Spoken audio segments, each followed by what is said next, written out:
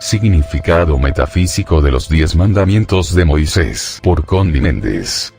Parece ser que aún no se ha podido comprobar si Moisés era lo que dice la Biblia, o si era realmente el hijo de una princesa egipcia hermana de Ramsés II. Su nombre significa extraído de las aguas en el simbolismo bíblico, y como la Biblia, en gran parte está formada por relatos simbólicos destinados a proteger la gran verdad contra las interpretaciones erróneas de aquellos que no tengan la madurez necesaria para ponerla en práctica, es muy posible que todo el relato bíblico, respecto a su nacimiento hebreo y su adopción por la princesa, sea también simbólico y no histórico. En todo caso, la verdad de su procedencia no afecta lo que él enseñó. Moisés sí fue un gran iluminado, un gran maestro de la verdad metafísica, que no solamente liberó al pueblo hebreo de la esclavitud y las condiciones infrahumanas en que se hallaban, sino que también enseñó a muchas tribus errantes que se fueron agregando a su grupo en el desierto. Y por esta razón fue que tantas razas distintas, descendidas de aquellas tribus, adquirieron el culto monoteísta, un solo Dios, conservándolo hasta hoy. Tal abigarramiento de gentes, algunos totalmente primitivos, que no sabían respetar lo ajeno, que mataban a otro porque les molestaba, que dejaban perecer de mengua a los ancianos porque les representaban, cada uno, una boca más. Para quienes una mujer no era sino una hembra perteneciente a todos. Y otros no tan primitivos, como los judíos que habían vivido esclavos de los egipcios, pero no habían conocido otra cosa que el trabajo de sol a sol, sin tregua ni descanso. Y que en la convivencia con los idólatras, habían adoptado estas creencias y olvidado el culto de sus antepasados. Obligó a Moisés a formular un código de leyes, simple, escueto, al nivel mental de todos, expresadas en lenguaje casi infantil pero con castigos durísimos por cada infracción, y basadas en la amenaza y el terror, ya que esta es la única forma de domar a una bestia salvaje.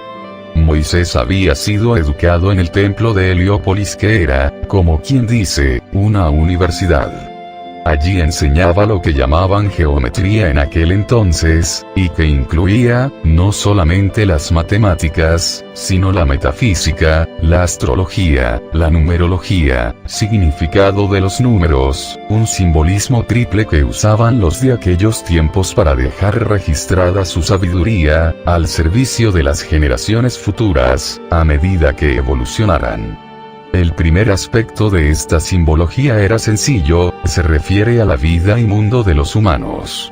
El segundo aspecto es metafísica, trata la misma condición pero en el plano mental. El tercer aspecto es jeroglífico y trata el mismo asunto en el plano espiritual, y este último aspecto es tan profundo, que dice no ser inteligible sino para los espíritus puros. Y aquí está nuestra primera exposición del principio de correspondencia que dice, como es arriba es abajo, como es abajo es arriba. Abajo significa en el plano material, en las condiciones humanas, en lo visible. Arriba se refiere a lo invisible, a lo mental y por supuesto a lo abstracto, espiritual. Lo que dice el principio de correspondencia es que las leyes todas actúan en todos los planos, y que las condiciones en un plano se repiten en el plano superior como también en el plano inferior. Esto lo irás viendo claro de aquí en adelante.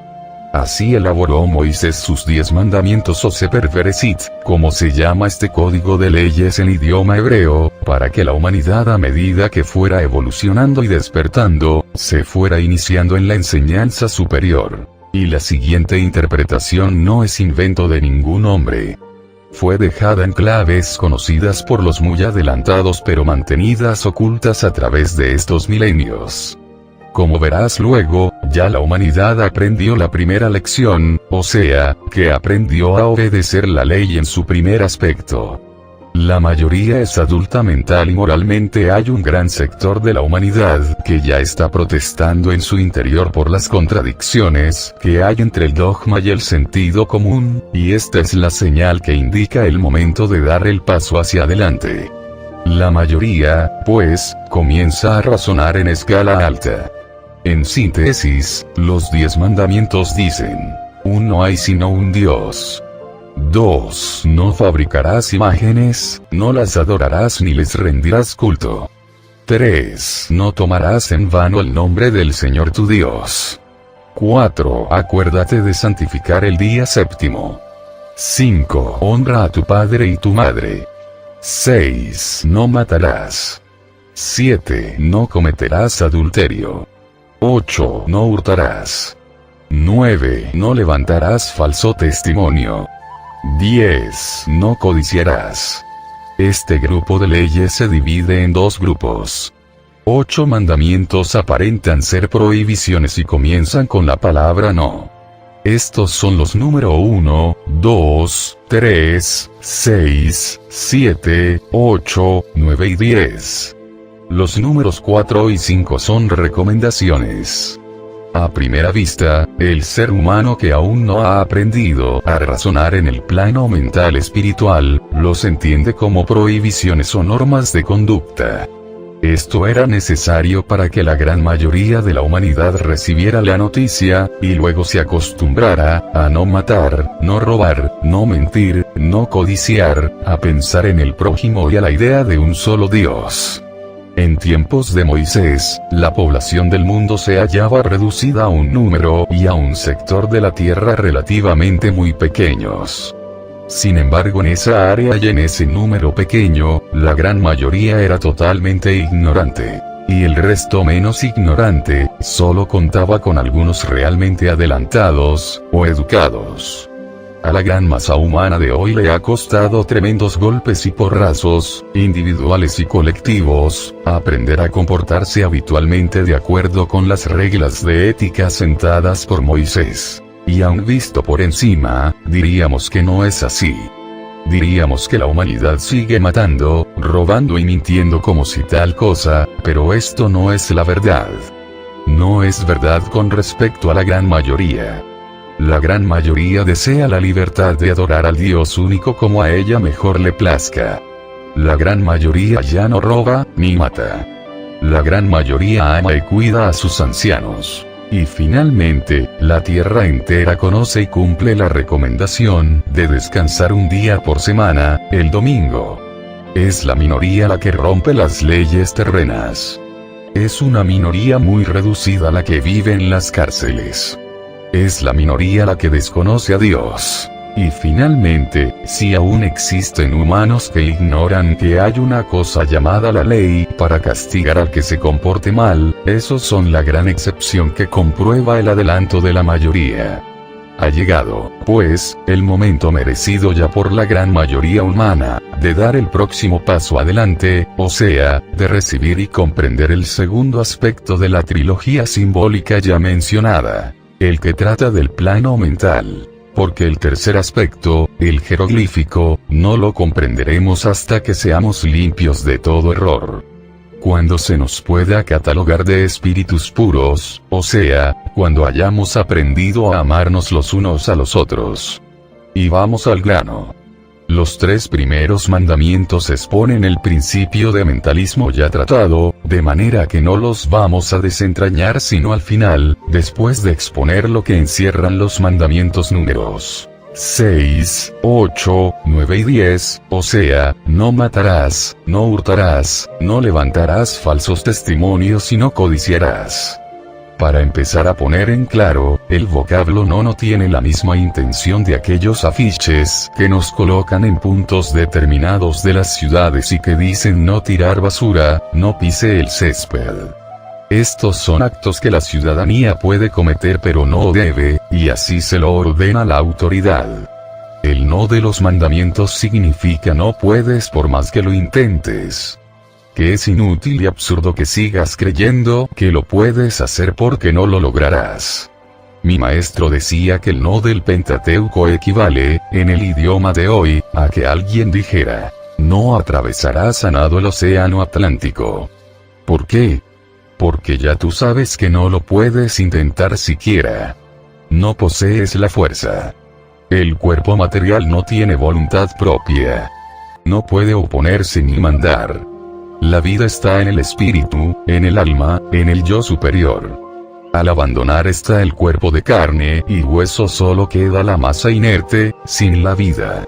De manera que podrías encajar un puñal en el cuerpo de fulano. Podrías echar cianuro en el café de sutano. Podrían sus cuerpos dejar de existir en el plano terreno, pero ellos continuarían llenos de vida y conscientes en el plano que le sigue, y lo único que habrías logrado es hacer que la ley del ritmo, al devolverse, te golpee a ti. Morirás por mano de otro o por accidente. Los conocidos dichos ojo por ojo, diente por diente de la Biblia y el popular el que a hierro mata, a hierro muere, no son mitos. Solo que no es Dios quien castiga, como se cree, sino sus leyes. Su principio rige en todos los universos y en todos los planos, tanto para retribuir el bien como para cobrar el mal. No en vano se dice que el orden es la primera ley del cielo, y Jesús dijo hasta los cabellos de tu cabeza están contados. Ahora verás mejor lo dicho referente a que ningún mal te puede venir de afuera hacia ti. Nadie puede hacerte un daño si en tu récord no aparece que tú hayas hecho un daño similar a otro. Nadie puede matar tu reputación, ni tu negocio, ni tu felicidad, ni tu hogar ni ninguna otra pertenencia tuya. Ni tú puedes matar nada de eso en otro, ni existen accidentes ni casualidades. Las grandes leyes te protegen. Ya la gran mayoría se siente incapaz de asesinar al prójimo. Ya es mucho. Pero ahora viene el segundo aspecto del mandamiento, a decirnos que es inútil intentar dañar a otro o a sus pertenencias por medio de la calumnia, el chisme, la mentira o el truco, y que lo único que se logra con eso es que la ley devuelva idéntico mal al que lo intenta. El boomerang regresa inevitablemente hacia el punto en que fue lanzado. Y ahora con respecto a darle muerte a un insecto o a un animal. El sentido común es la forma en que se expresa la sabiduría divina a través del hombre. Apréndete esta máxima de memoria. Repítela y recuérdala cada vez que te enfrentes a una circunstancia dudosa. Detente ahora y repítela hasta que se te grabe. Somos los hermanos mayores de toda manifestación de vida inferior a la nuestra. La vida es toda una sola expresándose a través de todo lo que ella pueda animar. Los insectos, las aves y los animales son seres humanos en potencia. Están en etapas muy tempranas de su evolución y algún día, después de muchos milenios adquiriendo sustancia y materiales, experiencias y prácticas, elevándose de forma en forma, de reino en reino, llegarán a condensar todo esto en la forma exterior de un ser humano. Casi nunca se retrocede. Es decir, que se puede estacionar y retardar, desviar y optar por un camino distinto, pero el ejemplo de no retroceder jamás lo da nuestra Tierra. Ella jamás vuelve sobre sus pasos. Empleó millones de años en transformarse de nebulosa en planeta y allí en producir seres vivientes. El día jamás se devuelve de las 7 de la noche a las 12 del día del mismo día. El hombre no puede destruir su esencia para renacer en un animal. Sabiendo todo esto, al contemplar un animalito viviente, debe darnos una compasión muy grande pensar el trabajo que está haciendo y que le está costando, aprender a movilizarse, adaptarse y manejarse en su mundito de una dimensión, y que al estriparlo con el pie le estamos cortando en seco su minúscula aunque valiosa experiencia. Esto lo aprenderás mejor en el principio de vibración. Pero hoy es un pero muy grande, la sabiduría divina, a través del sentido común, nos convierte en jueces aún siendo los hermanos mayores. Vamos a decir que un día en nuestra casa limpia, ordenada y aseada, aparece una cucaracha o una chiripa. Estoy cansada de verte dar el salto con el zapato en la mano, y, grac. Pereció la pobre.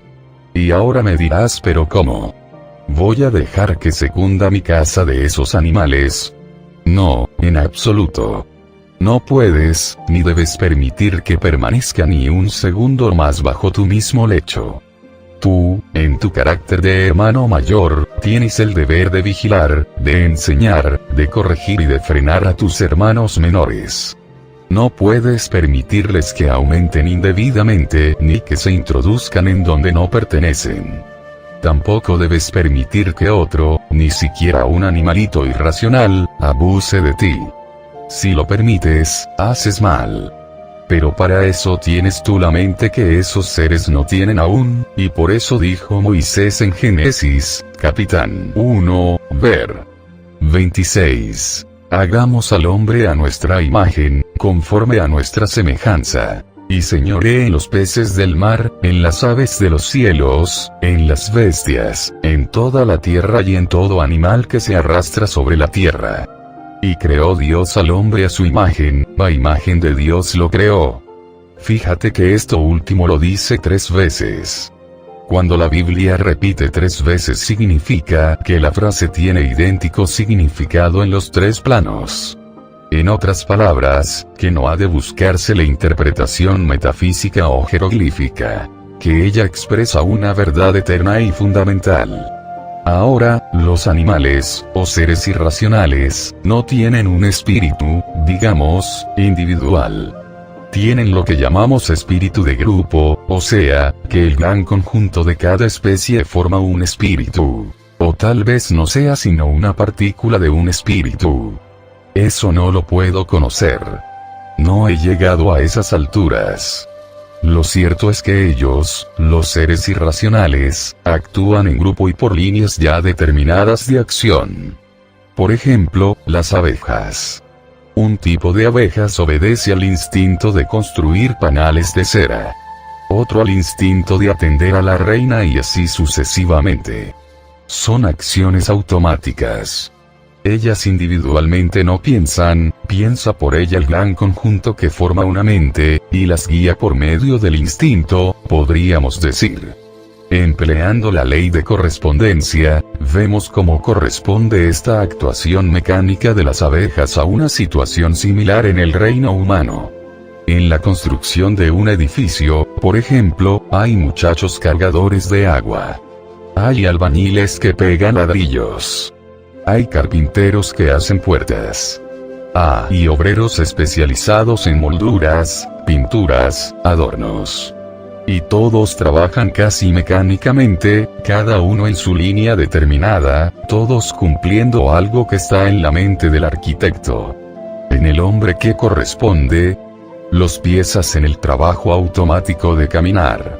Las manos, de maniobrar, los ojos, de mirar. Los oídos de escuchar, etc. Y todo obedece al impulso que envía la mente a través de líneas, que llamamos nervios en el hombre. Sabiendo esto, cuando tú encuentres un insecto fuera de lugar, frena tu primer impulso de aniquilarlo. El espíritu de su grupo está a tu misma altura mental. Forma parte de la mente universal. Lo contactas al dirigir tu mente hacia él. Simplemente dile: aquí hay una célula tuya que se encuentra fuera de su ambiente. No es armoniosa a mi ambiente. Dios es armonía perfecta. Llévatela. Sentirás una gran emoción al ver que el insecto se detiene inmóvil, como recibiendo la onda, y al minuto corre a desaparecerse. No lo volverás a ver. Y en el caso de que tu propia conciencia no está aún segura de la verdad que te acabo de enseñar, bien sea que tú sientas dudas del resultado, o que hagas el tratamiento con demasiada violencia y ves que el animal continúa molestándote, dale 3 chances. Dile al espíritu grupo: si no te lo llevas pronto, voy a tener que matarlo. Generalmente no te verás en el caso de matarlo. En muy pocos casos se resiste a irse. Solo cuando él mismo está buscando la muerte porque ya ha vivido su vida. Y en ese caso, cuando te lo indique tu sentido común, que es la sabiduría divina en ti, mátalo con un golpe fuerte y seco. No lo dejes a medio vivir, agonizando. Y sin violencia de tu ánimo, sin rabia ni disgusto, dile que evolución es el mejor especie. Todo depende de la intención y el pensamiento con que se ejecute. Hay sectas y órdenes de las que se dicen ocultistas que no comen carne. Alegan que las vibraciones de dolor del animal al ser matado contaminan al alma humana. Alegan también que las vibraciones de la especie inferior degradan al ser. El Maestro Jesús negó esta creencia cuando dijo: no es lo que entra por su boca lo que contamina al hombre, sino lo que de su boca sale. Porque lo que sale de la boca, del corazón procede. Ya conociste la explicación de esta lección en el capítulo La Palabra. Y de acuerdo con Moisés repetimos: nadie ni nada puede dañarnos de afuera, a menos que lo hayamos merecido. A menos que lo aceptemos por creer que sí es posible. Pero cuando conocemos esta verdad y la recordamos siempre, nada ni nadie puede causarnos daño alguno. El gusto por comer carne, o la necesidad de la carne como alimento solo significa que el individuo aún conserva una cantidad de su naturaleza animal carnívoro, ¿se entiende? No ha llegado aún al punto en que sus células pueden prescindir del alimento ingerido del exterior, eso es todo. Porque el limitarse obligatoriamente a comer frutas y verduras no es una prueba de elevación espiritual, ya que la vaca y el caballo no comen sino hierba y granos.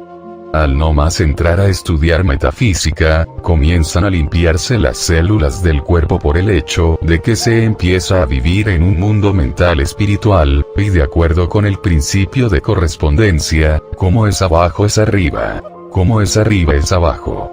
Todo el ser evoluciona a la vez. El estudiante nota, tarde o temprano, que comienza a no necesitar la carne como alimento, y llega a aborrecerla sin que nada ni nadie lo fuese a ello.